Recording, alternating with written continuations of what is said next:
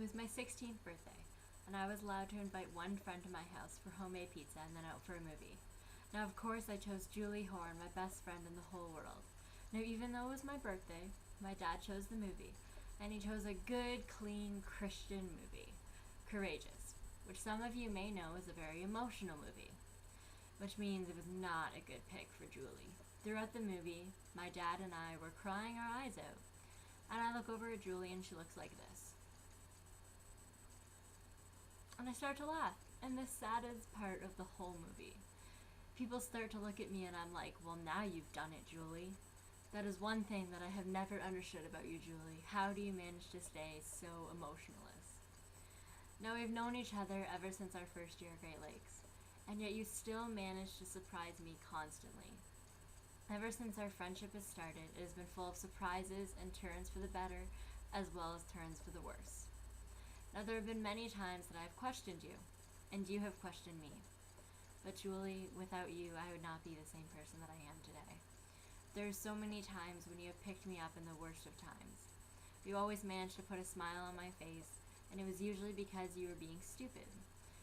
And usually it was the same stupid things, almost like pet peeves. For example, the worst pet peeve is when I'm walking with you, we're having a casual conversation, and suddenly I realize that you're 5 steps ahead of me, at which point I have to grab your arm and pull you back. It's a good thing that your new husband is a fast walker. Which means that I guess it's a good time to start nagging on your husband. I have to say that I am both sad and relieved that you are taking Julie away from me. It means that I won't have to hear any more about her problems, but it also means that I can't be there to help her. Now, I hope that we could be friends, even though I might not have gotten off to the best start. I remember when I first found out about you. Julie told me that she had met a guy, and I said, well, I have to approve of him, of course. So I said that we need to meet at Timmy's. The only problem was that you were like 20 minutes late. So I started calling you, and when you did arrive, my first thought was, oh, Julie, you could have done so much better. And well, apparently, she couldn't.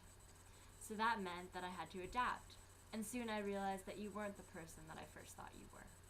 This may be the only time that I get to say this, so listen close. I actually do approve of you.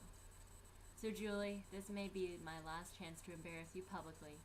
So my final story takes place in the Great Lakes kitchen, and happens not just once, but at least one time a week. You know what I'm talking about. I'm talking about those water fights. You know those water fights that you have never won. I got you so many times, and you hardly ever got me back. I think the ratio is at least 1 to maybe 15, 20.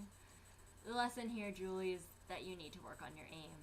So Julie, my final words to you are, I love you, and you will always have a special place in my heart. And to the both of you, I hope that you live happily ever after.